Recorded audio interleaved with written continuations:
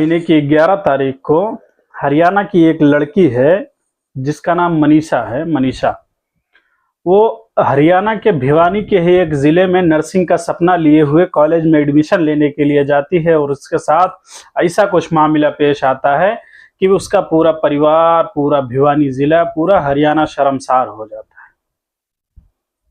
हम इसी पर बात करेंगे कि कैसे जो है, किस तरह से क्या हुआ, कैसे क्या किया गया, हम आगे इसी पर बात करेंगे। 11 तारीख को वो बच्ची टीचर है, 19 साल की है, अभी स्कूल में पढ़ाती है, बच्चों का भविष्य संवारती है और अपना भी भविष्य बनाने के लिए कॉलेज में एडमिशन लेने के लिए गई थी। तो 11 तारीख को कॉलेज में जाती है एडमिशन लेने के लिए, एडमिशन मिलता नहीं है उसको। वहां से जो है जब वापस आने लगती है तो फिर उसके बाद जो है वहाँ क्या बोलते हैं, कुछ उसके साथ ऐसा मामला पेश आता है जिसकी कोई कल्पना भी नहीं कर सकता, कोई सोच नहीं सकता ऐसा मामला हो सकता है। 13 तारीख को, 2 दिन बाद 13 तारीख को उसकी बॉडी जो है वहीं उसी के गांव के करीब में ही खेत में मिलती है। सोचने वाली बात यह है कि 2 दिन के बाद पुलिस इस बात पर एक्शन लेती है। जब उसके माँ बाप उसकी गुमशुदगी की रिपोर्ट लिखाने जाते हैं तो पुलिस वाले कहते हैं कि वो किसी के साथ भाग गई होगी, शाम तक घर वापस आ जाएगी, नहीं तो शाम तक फोन आ जाएगा। इतनी शर्मनाक बात है। अगर शायद पुलिस उसी 11 तारीख को ही एक्शन ले लेती तो पुलिस के पास 24 घंटे थे, उसको बचा सकते थे। लेकिन पुलिस की नाकामी इस बात से साबित हो रही है कि उन्होंने कहा कि भाग गई होगी किसी के साथ। ऐसा किसी को कैसे बोल सकते हैं?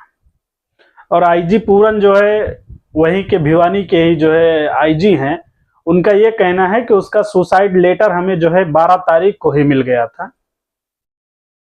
12 तारीख को उनको सुसाइड लेटर मिल गया और वो बता रहे हैं कि कितने दिन बाद, 17 तारीख को बता रहे हैं, 18 तारीख को उसका सुसाइड लेटर मिला है, उसने सुसाइड किया है, उसका मर्डर नहीं हुआ है, उसका रेप नहीं हुआ है और डॉक्टरी में भी कुछ ऐसी जांच नहीं आ रही है। पुलिस इस बात पे बार बार प्रेशर कर रही थी, लड़की के माँ बाप को इस बात पे बार बार प्रेशराइज कर रही थी कि ये जितनी जल्दी हो सके इस मामले को खत्म किया जाए।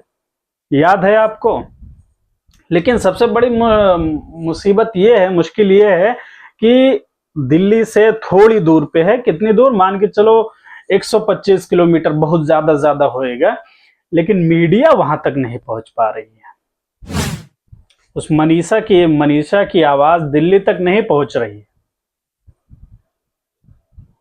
और मीडिया भी वहां पे जितने भी बड़े स्तर के मीडिया चैनल हैं, न्यूज चैनल हैं, वो भिवानी तक नहीं पहुंच पा रहे हैं।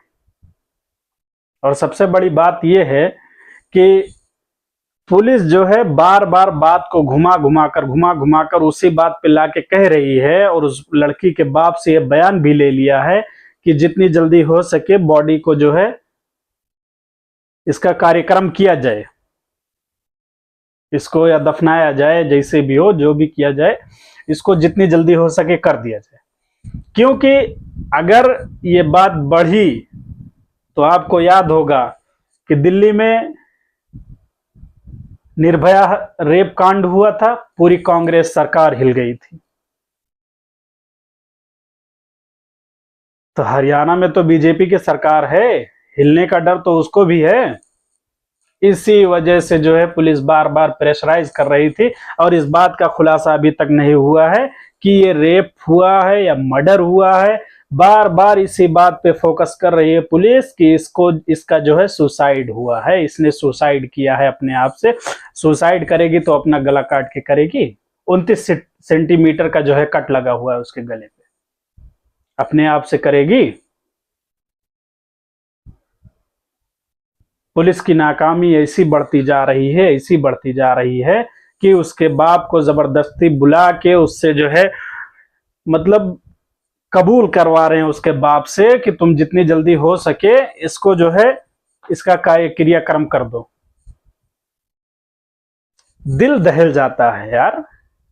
किसी की जान इतनी कम, किसी की जान की कीमत इतनी कम हो गई है कि 4 लोग मिलके किसी को मार दें।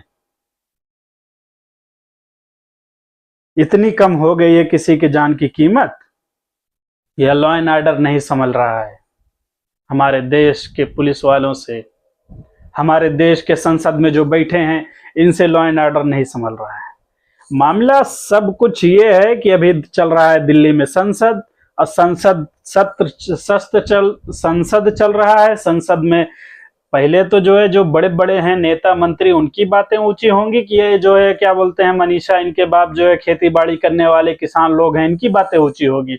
आपका दिमाग खराब हो गया है, आप नहीं समझ पा रहे हैं।